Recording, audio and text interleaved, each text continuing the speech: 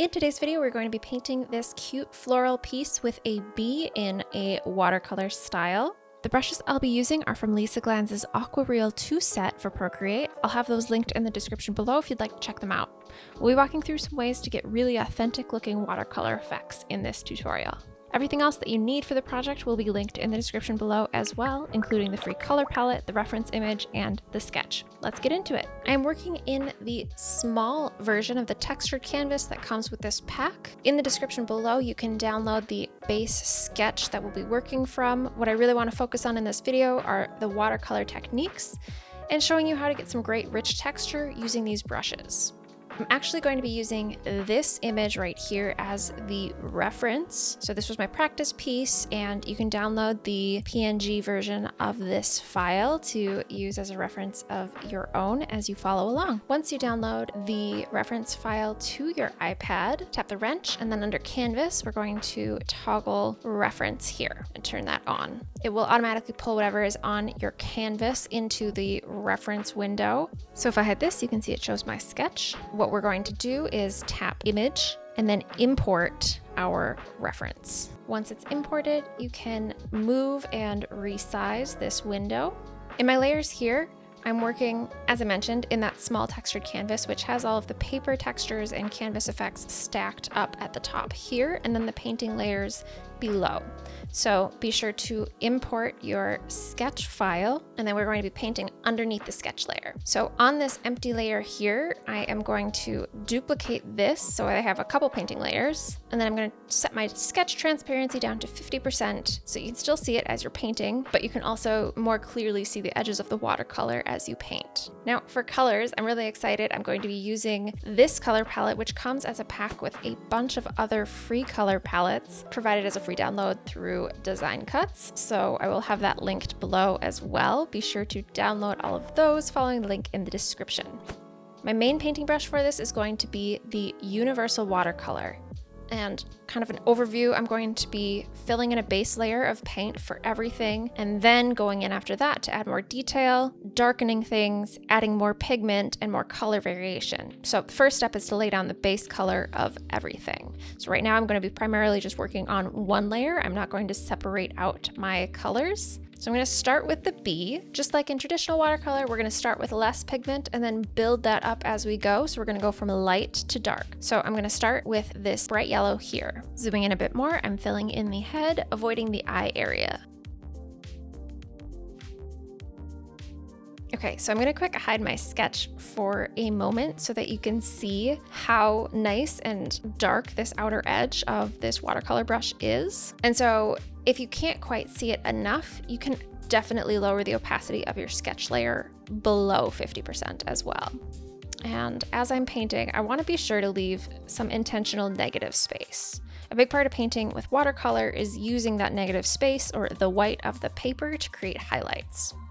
And I'm trying to do a lot of these in a single continuous stroke because this brush layers watercolor and gets darker. However, if you do lift up your pencil like I did here and you don't want this darker overlap, you can always use a blender to blend out those overlapping pigments. So I'm going to use the soft water blender here just to soften out these edges on this stripe a little bit.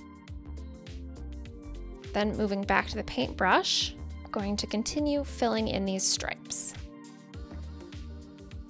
Still using this yellow, I'm going to add some little like hairy bits on the bee's legs. Sometimes they have like little golden halos, just slight accents. So we're gonna go back in with black here, but I'm putting down this gold to help give that outline.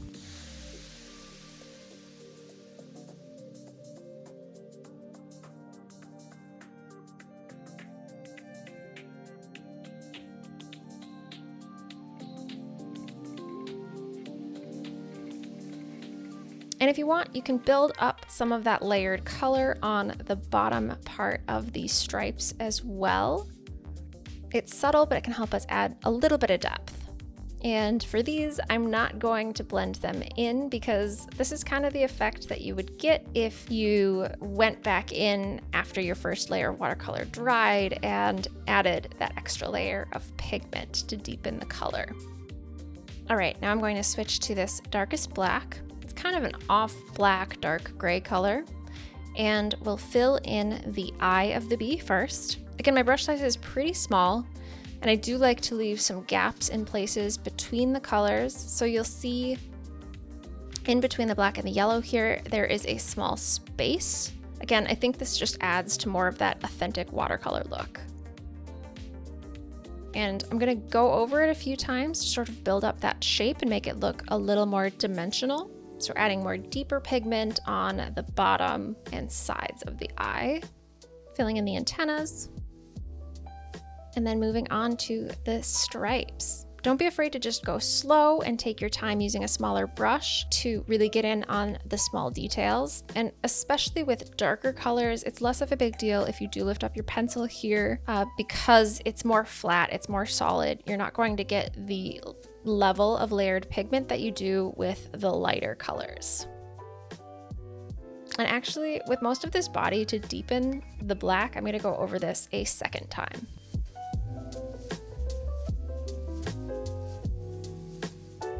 Now on the legs, I'm just going to do a single layer to help increase that contrast between the legs and the body, but also to help allow that gold that I layered in on the outline to stand out. I'm also lifting up my pencil between sections of the leg and adding some separation there, some gaps in the watercolor.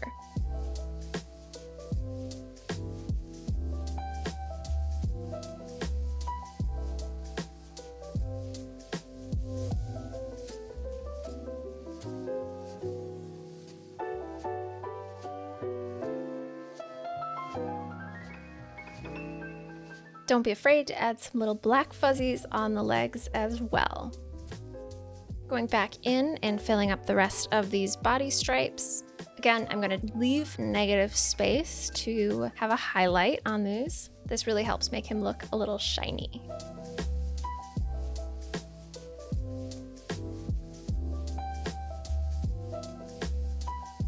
All right, I think that looks pretty good so far. Next, I'm going to grab this light blue to fill in the wings. All right, for this, I'm gonna roughly work in these wing sections, not 100% as sketched. I want them to look somewhat gossamer and very light and airy, so I wanna leave some gaps to help with that feel.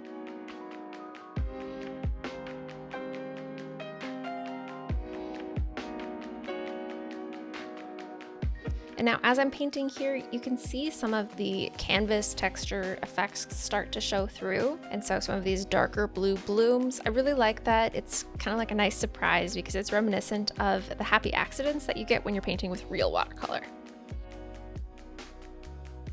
All right, so that is our base layer for the bee. Remember, we're going to go back in and add more effects, more texture, more color later on. So now I'm going to move on to the flowers. I'm going to start with this poppy and grabbing this burnt orange color. I'm going to increase my size to 11 or 12. And this I'm going to paint in sections as well, being sure to leave gaps. Because this brush just has such a nice, natural, built-in hard edge, I think it really lends itself well to this technique.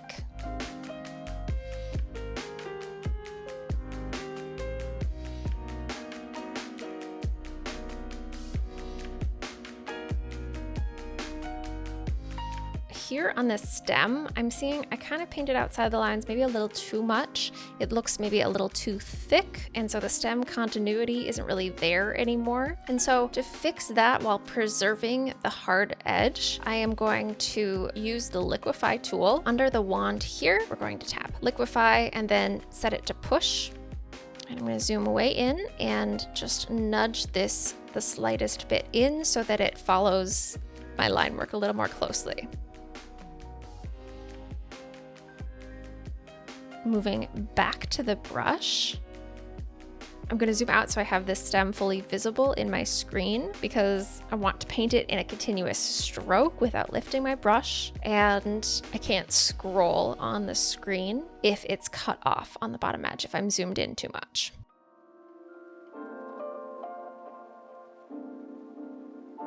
Okay, so now we have our base layer for this poppy. Next, I'm going to grab this light brown and we're going to move in to paint this grass.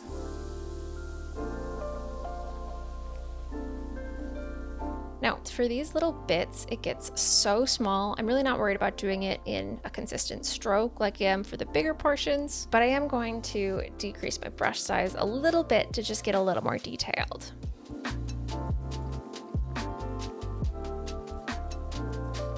Sometimes I like having little bits that aren't really actually connected to the stem. I think that it makes it look a little more windblown, and that's some of the artistic license that you can take when painting. It doesn't have to be perfectly realistic. Now, sometimes you'll hear me say in videos, it doesn't have to be perfect. And that's really more of a reminder for me than for you. You probably already know it doesn't have to be perfect, but sometimes I just need that extra reminder that I can be looser, I can let it go. I don't have to be a perfectionist.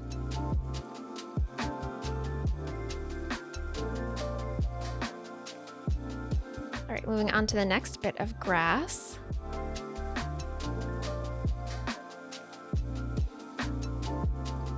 I'm trying to keep my brush strokes really light and flowy, kind of to match the flowy look of this seedy grass.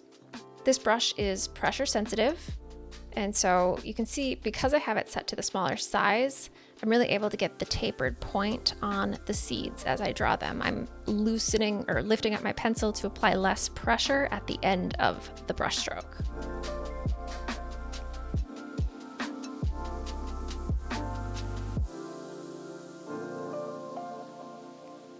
All right, now let's move on to our little flowers here. Grabbing this lightest blue, I'm going to start with this furthest back petal, the one that has the stamens in front of it. And this is going to require a smaller brush size. So I have it set to about 4%, and we're going to paint around the stamens in these small areas.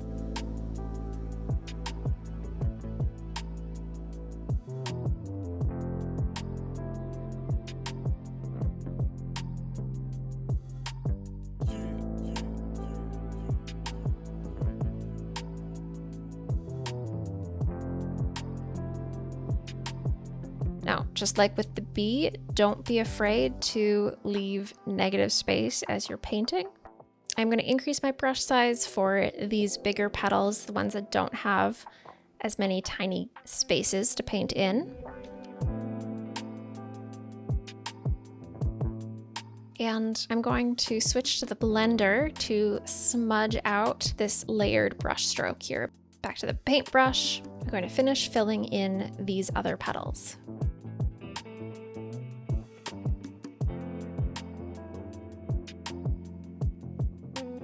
Still using this lightest blue, I'm going to move over to this second flower and decrease my brush size back down, just as before, to paint in this furthest petal with all of the small spaces behind the stamens.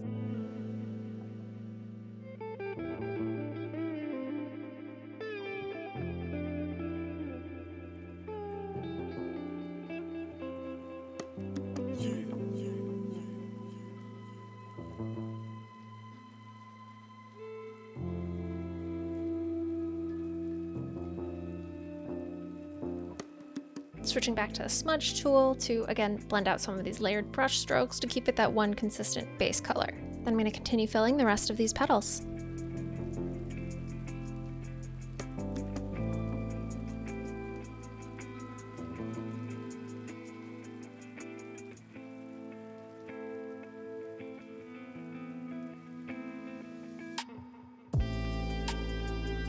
Next, we are going to paint in the stamens here. So I'm going to grab this lightest yellow. It's more of like a creamy yellow color. I'm keeping my brush on the smaller size so that I can fit in all of these narrow areas. Then I'm going to scooch over to my other flower and do the same. Then I'm going to grab this sage green, and towards the base of the stamens, I'm going to paint in a little bit of green. Now here again, I'm layering in the color, and so if you want, you can blend it a bit, but you might find that it's so small, you don't need to worry about it. If you do blend it, don't worry if the blender carries over some of the blue as well. I find that that can actually help make the watercolor look more natural. And then we're going to grab this orange, and I'm going to use this to paint in the little circles at the top. This just gives it a nice little pop of color. Next, we could paint in the stems and leaves on these flowers. So for this, I'm gonna use this lighter green here. Again, this is where the brush being pressure sensitive is very handy because you can get these little detailed spaces and then apply more pressure to fill out the rest of the painting quite quickly.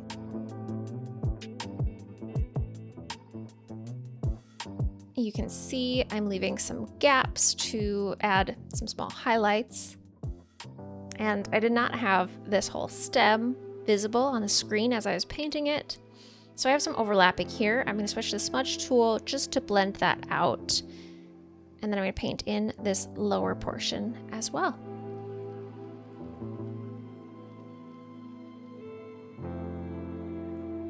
Now switching over to my other flower, I'm going to start painting in these little leaves.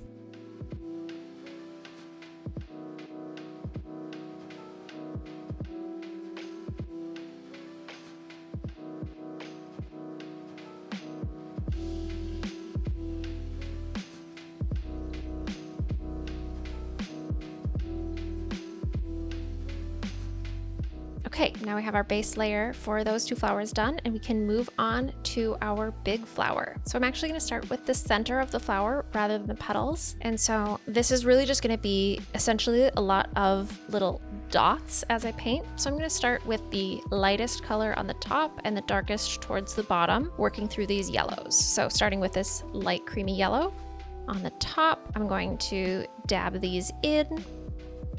And I kind of want this to look a little bit gradient, and so I'm sprinkling in the lightest yellow as I move down, and then I will sprinkle in this next yellow color to help give it a nice smooth little transition here.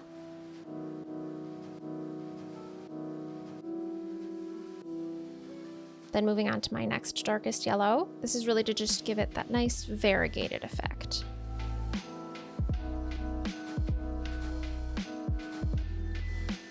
And then lastly, we can move to this orange color.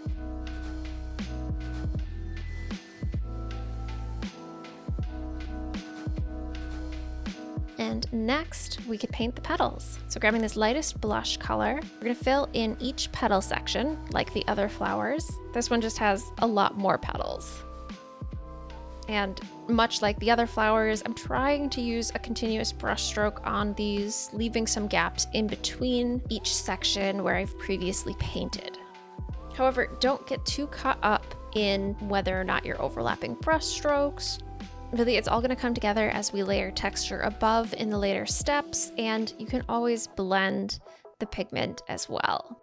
So I'm going to continue painting all of these petals and speed it up a bit for you.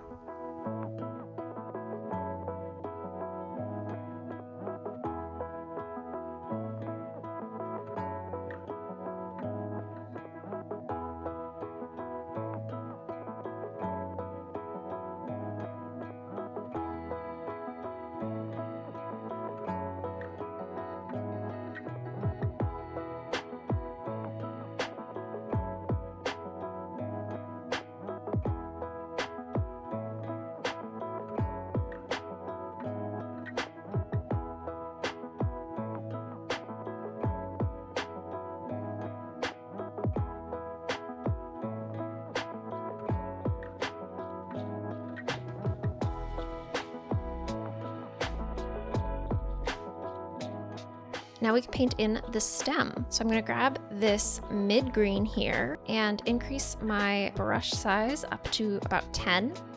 And directly under the stem, I'm not going to leave gaps, but I'm going to trace down along one side all the way down around the bulge and then fill in the bottom here. And then I'm going to leave a gap on the bulge because that would have a highlight. And then I'm going to leave a little bit of highlight in the middle of the stem here and then connect back up to the top. Okay, and now we have our base layer and we can add some texture. So the first thing I want to do is switch my brush. I am going to use a sponge wash brush. This is probably my favorite brush in the pack. I'm going to grab this darker peachy pink color and zooming in on the flower, I'm going to start to emphasize some darker areas. Now this brush I love because you can add some darker edges and then blend as you paint. And so I'm still on the same layer as we painted the base layer on. And this is my favorite kind of watercolor brush, where you can layer multiple strokes and then just blend those strokes out. Something I'm trying to be mindful of is describing brush characteristics. So if you're using different brushes than the ones that I'm using here, hopefully you'll be able to match up and find a substitute. Let me know if that's helpful for you. Now, I'm not using this brush and darkening things all over. It's more to give us some shadow, some of those highs and lows in value that will give more depth and shape and contrast. Right now, if I were to hide my line work or even just zoom out, it really would look quite flat and all of the petals would kind of blend together. I do plan on leaving the sketch at a low opacity in the finished piece. I think that that can help add to the real watercolor look because, you know, when you're painting on paper, you might have your erased pencil sketch, but it's not like fully erased. The lines are still slightly visible, and I like that look. I think it looks like the most realistic watercolor. Along here, I love adding some dark edges along these gaps. I really like emphasizing the hard outer edge in some places, make it contrast a little more. You definitely don't have to stick to one color. You can add some variation in colors. I do think switching up colors can help make it look like you mixed the paint yourself. Again, just adding to that realism.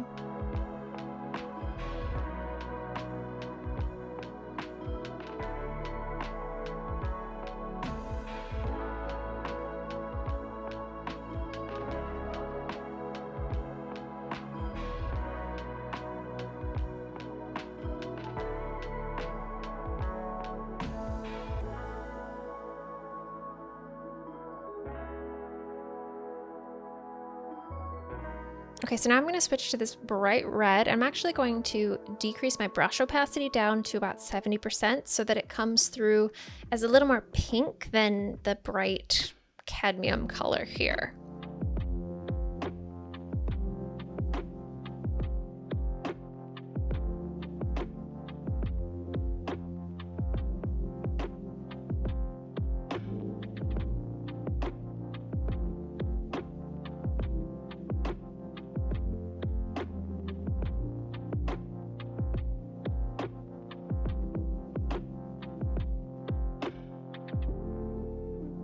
I'm going to increase my brush size here to add color more quickly and add more variation in the size of these blooms and splotches.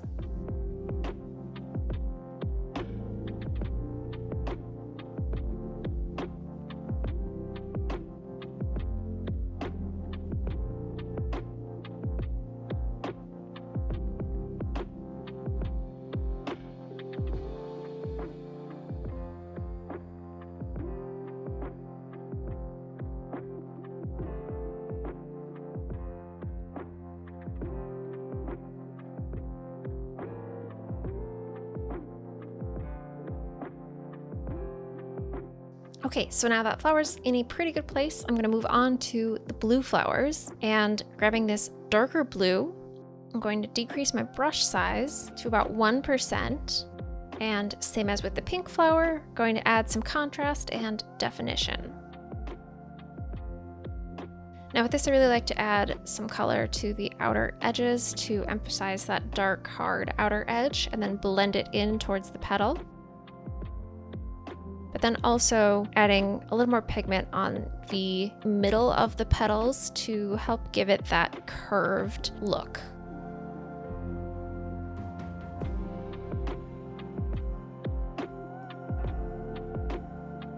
Moving over to the second blue flower, I'm going to do more of the same, adding more pigment to the center of the petals and emphasizing some of the hard outer edges, be that on the outside of the petal or on the hard edges of the places that I've left gaps.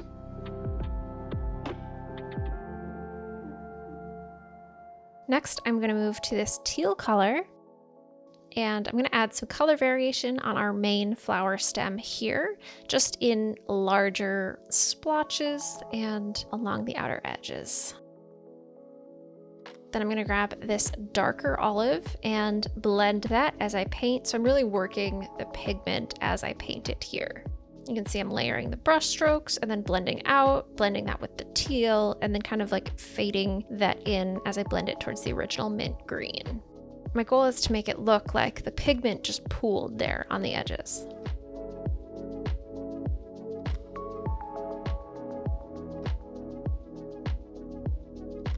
Grabbing my darkest green, I'm going to go in on the stems and leaves of my blue flowers. And again, just add some more highs and lows, some color variation, and some shadows in places where it makes sense.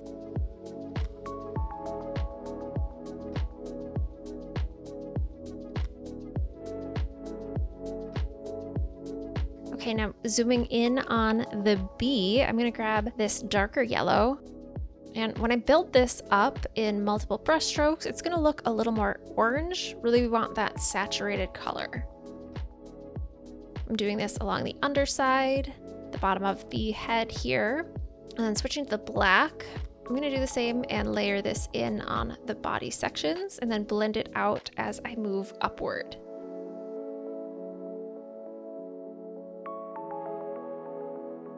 Now we can add some texture in a bit of a different way. I'm going to select the water bloom brush here under blenders, but I'm on the paintbrush tool. And then I'm going to grab this cream color and I'm directly on top of this same layer. I'm going to start painting. Now you can see here, this pushes the pigment out.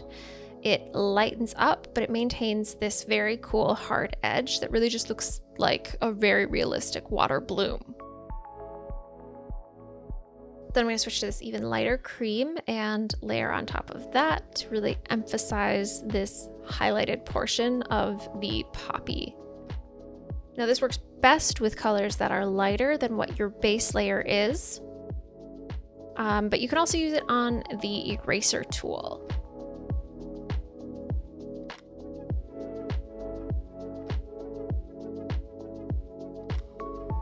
I'm going to carry this down through on the stem.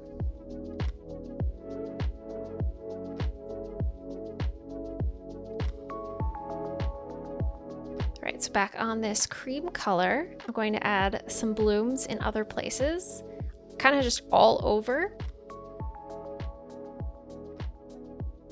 You can switch up the hue a bit too, just making sure to keep using a color that is lighter than what you're painting on. Again, you have to be working on the same layer to really get this effect. So now I'm going to zoom in on my bee, and this time I'm going to use the smudge tool using the Blender Spidery Water Brush. I'm setting this to about 10%, and we're going to make this bumblebee a little fuzzier. So you can see it pushes the pigment out in this nice spidery look, and I'm blending some of the yellow and the orange together as well.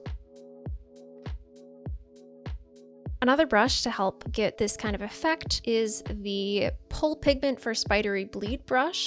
And this gives you a little more control. So it'll pull the spidery bleed in the direction of your brush stroke. You can pull out the pigment. You can also use this to mix different pigments together, which kind of helps give that wet on wet look. It makes the colors look as though they're bleeding into each other.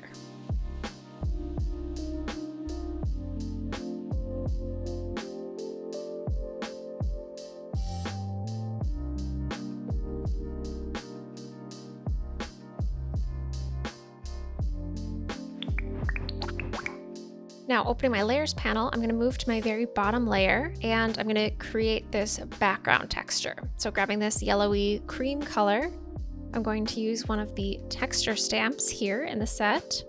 Now there's 6 of these background wash stamps. I'm going to use the background wash 3.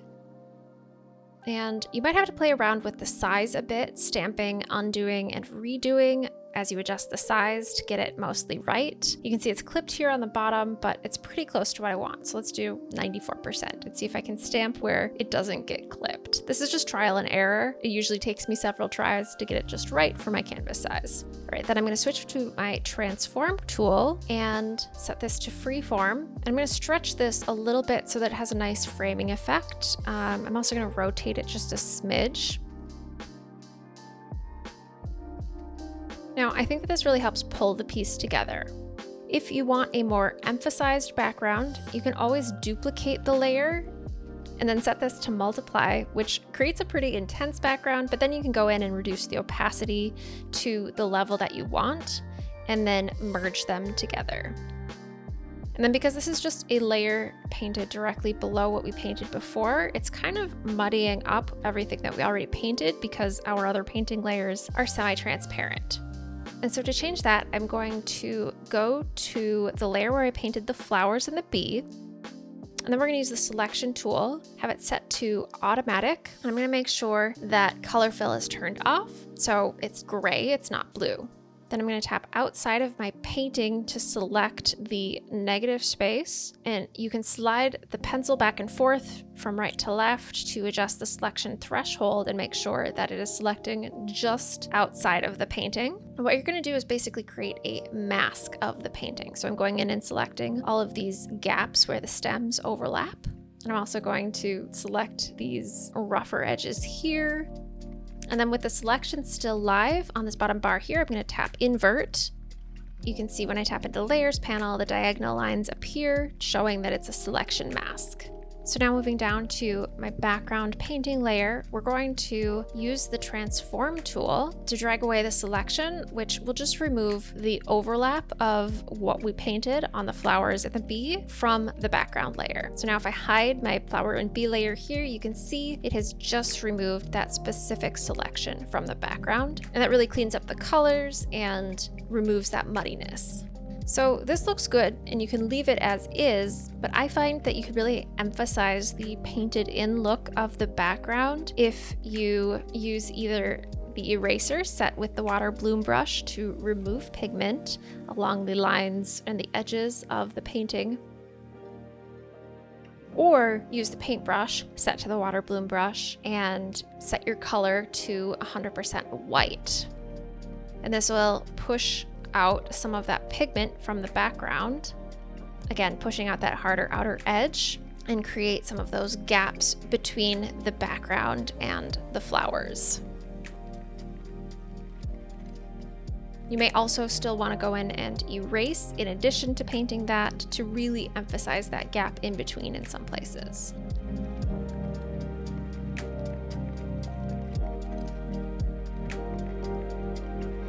And that's it, that's the finished piece. Thank you so much for watching.